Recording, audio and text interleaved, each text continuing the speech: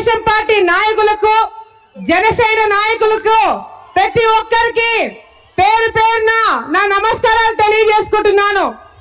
ఈ రోజు ఈ కార్యక్రమంకి విచ్చేసిన మహిళా తల్లులందరికీ చేతులెత్తి నమస్కారంకి వచ్చినప్పుడు ఆయనతో పాటు 33 రోజులు నేను పాదయాత్ర చేయడం జరిగింది.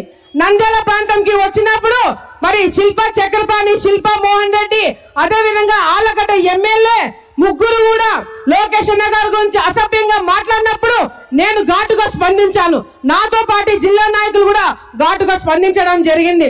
అది కక్ష పెట్టుకొని ఒక కోవట్ని ముందు పెట్టుకొని తప్పుడు కేసులు బరాయించి నన్ను జైలుకు పంపించడం జరిగింది. కానీ ఒకటి మాత్రం చాలా స్పష్టంగా అర్థమైంది. నేను పెట్టిన కేసు తీసుకోలేదు.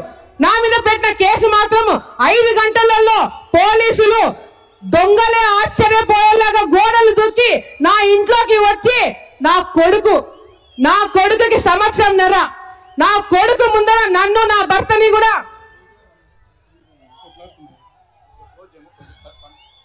అన్న దయచేసి మీడియా మిత్రులకి సహకరించండి. జనాలు అక్కడ కొట్లాడుకోకండి. దయచేసి అందరు కిందికి దిగండి అన్న. మీడియా మిత్రులు అందరూ దయచేసి సహకరించండి. అందరినీ ముందుకు రండి, కిందికి రండి. కార్యకర్తలు దయచేసి సహకరించాలా, మన ప్రోగ్రామే కదన్నా. అందరు దయచేసి కిందికి రండి. మా మీద కూడా కేసులు పెట్టినారు. నేను తల్లి తండ్రి మేమిద్దరం కూడా జైల్లో ఉంటే నా కొడుకు ఇబ్బంది పడతాడని చెప్పి జడ్జిని అడిగినప్పుడు జడ్జి ప్రతి రోజు గంట సేపు నా కొడుకుతో ఉండడానికి పర్మిషన్ ఇవ్వడం జరిగింది. జైలుకి నా కొడుకు వచ్చినాడు సంవత్సరంన్నర నన్ను చూడడానికి. లోపలికి వచ్చినప్పుడు ఆ గంట సేపు ఉండి నా కొడుకుని పోలీసులు తీసుకుపోతుంటే నా కొడుకు ఏడుపు ఇంకా నాకు గుర్తుంది. నా కడుపు కోట ఇంకా నాకు గుర్తుంది.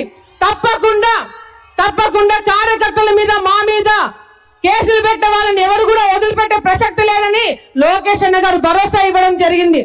ఇదంతా ఒక ఎత్తు అయితే చంద్రబాబు నాయుడు గారి మీద అక్రమంగా కేసులు పెట్టి ఆయన అరెస్ట్ చేసేంత ధైర్యం చేశారని ఎవరు కూడా ఊహించలేదు.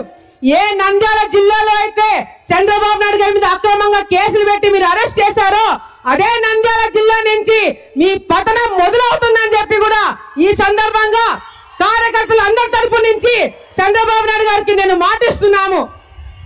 అంతేకాదు ఈరోజు రాష్ట్రం మొత్తంలో ఒక పక్కన అరాచకాలు జరుగుతుంటే ముఖ్యంగా ఆళ్లగడ్డలో మాత్రము వింతలు విడ్డూరాలు జరుగుతున్నాయి. మొగుడు పిల్లల పంచాయతీకి కమిషన్ తీసుకుంటున్నారు.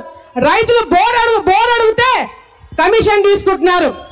భూమి సమస్యలు ఉన్నాయని చెప్తే ఆ భూమి లాక్కుంటున్నారు ఎమ్మెల్యే వాళ్ళ కుటుంబ సభ్యులు. ఒక ఉదాహరణ, ఎరుగుడుదిన్న అనే గ్రామము గంగుల వాళ్ళ గ్రామం అది. నేను మొన్న ఇంటింటికి వెళ్ళినప్పుడు చండలూరు, మందలూరు, మార్చినపల్లె గ్రామం నుంచి వచ్చిన రైతులు మాకు నీళ్లు కిందికి వదలట్లేదు, ఎరుగుడుదిన్న వాళ్ళు మాకు సహాయం చేయండి అని చెప్పి అడిగినప్పుడు, అందరికి నీళ్ళు వచ్చినప్పుడు మీ 3 గ్రామాలకు ఎందుకు నీళ్లు రావట్లేదని అడిగినప్పుడు వాళ్ళు చెప్పిన సమాధానం వింటే చాలా బాధ అనిపించింది. ఎమ్మెల్యే వాళ్ళ అమ్మ ఎరుగుతున్న గ్రామంలో నీళ్లు ఆపేసి ఆ నీళ్లు చెరువులు నింపి దాంట్లో చేపలు పడుతున్నారంట. ఎమ్మెల్యే వాళ్ళ అమ్మ చేపలు పడుతుందంట. నీళ్లు వెళ్ళి అడిగిన రైతులు మాకు నీళ్లు కావాలంటే మీ 3 గ్రామాలు చందాలు వేసుకొని రైతులు డబ్బులు ఇవ్వండి, అప్పుడు కేసీ కెనాల్ నీళ్లు తెలుగంగా నీళ్లు వదులుతామని చెప్పినారంటే ఎంత సిగ్గుచాటని చెప్పి కూడా సందర్భంగా తెలియజేసుకుంటున్నాం. సార్ ఇక్కడే శిల్పా వెంచర్ వేసినారు.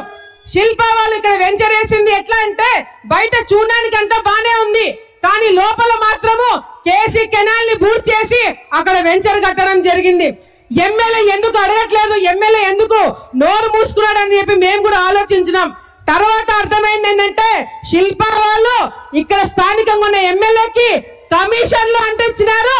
అందుకే ఎమ్మెల్యే కూడా నోరు మూసుకొని కేసీ కెనాల్ బూడ్చినా కూడా ఏమి మాట్లాడలేకపోయినారు. ఇట్లా ఆళ్లగడ్డ ప్రాంతంలో ఎప్పుడు లేని నీచ సంస్కృతిని వీళ్ళు తీసుకురావడం జరిగింది. అంతేకాదు సార్, ఈరోజు మనం అధికారంలో ఉన్నప్పుడు ఈ ప్రాంతంకి 2 సంవత్సరాలు నాకు సేవ చేయడానికి అవకాశం వచ్చినప్పుడు అన్ని విధాలుగా కూడా రైతులకు కావచ్చు, మహిళలకు కావచ్చు, యువతకు కావచ్చు అందుబాటులో ఉండే అన్ని కార్యక్రమాలు చేయడం జరిగింది.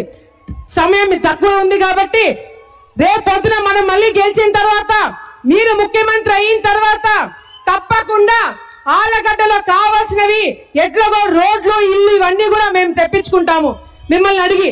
కానీ ముఖ్యంగా ఈ ప్రాంతం రైతులు, తెలుగంగ రైతులు, కేసీ కెనాల్ రైతులు ఎన్నో ఇబ్బందులు పడుతున్నారు. అలగనూరు ప్రాజెక్టు తప్పకుండా పూర్తి చేసి కేసీ కెనాల్ రైతులను ఆదుకోవాలని చెప్పి కూడా ఈ సందర్భంగా కాబోయే ముఖ్యమంత్రి గారికి తెలియజేసుకుంటున్నాము. తెలుగంగ రైతులు పంట కాలం లేక చాలా ఇబ్బందులు పడుతున్నారు. ఆ పంట కాలం కూడా తప్పకుండా ఏర్పాటు చేయాలని చెప్పి కూడా రేపు పొద్దున మనం అధికారంలోకి వచ్చిన తర్వాత ఏర్పాటు చేస్తారని చెప్పి మాకందరూ కూడా నమ్మకం ఉంది. ఈరోజు ఈ సభకి విచ్చేసిన ప్రతి ఒక్కరికి పేరు పేరు నేను ధన్యవాదాలు తెలియజేసుకుంటున్నాను. ముఖ్యంగా ఈ వేదికని ఏర్పాటు చేసిన టీం కావచ్చు, అదే విధంగా వాలంటీర్లు కావచ్చు, అబ్జర్వర్లు కావచ్చు, ఈ వేదిక పైన జిల్లా నాయకులు కావచ్చు, జన సైనికులు కావచ్చు, అంతేకాకుండా అంగన్వాడీ వాళ్ళు చాలా రోజుల నుంచి ఇబ్బందులు పడుతున్నారు. తప్పకుండా చంద్రబాబు నాయుడు గారు మాట్లాడుతున్నప్పుడు మీకు భరోసా ఇస్తారని చెప్పి కూడా తెలియజేసుకుంటూ ఈ సభకి విచ్చేసిన ప్రతి ఒక్క కార్యకర్తకి పేరు పేరున నేను ధన్యవాదాలు తెలియజేసుకుంటూ ముఖ్యంగా లోకేష్ అన్న గారికి కూడా నేను ధన్యవాదాలు తెలియజేసుకోవాలా.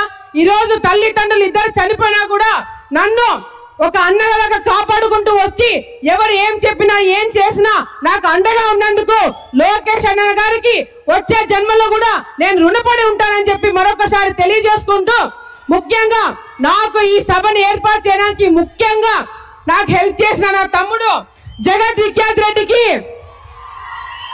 నా భర్త భార్గవరామ్ నాయుడు గారికి ప్రత్యేకమైన ధన్యవాదాలు తెలియజేసుకుంటూ మన ఎమ్మెల్సీ భూమిరెడ్డి గారికి, ప్రభాకర్ చౌదరి గారికి ధన్యవాదాలు తెలియజేసుకుంటున్నాను. ఇక్కడ మొదటిసారి నేను సభ చేస్తున్నాను. ఏదైనా చిన్న చిన్న పొరపాట్లు జరిగింటే మీ బిడ్డగా అనుకొని క్షమించాలని చెప్పి మరొకసారి తెలియజేసుకుంటూ ఇక్కడికి విచ్చేసిన ప్రతి ఒక్కరు కూడా మరొకసారి ధన్యవాదాలు తెలియజేసుకుంటూ సెలవు తీసుకుంటాను. జై చంద్రబాబు నాయుడు, జై చంద్రబాబు నాయుడు, జై లోకేష్ అన్న, జై లోకేష్ అన్న, జై జన్మభూమి, జై హింద్.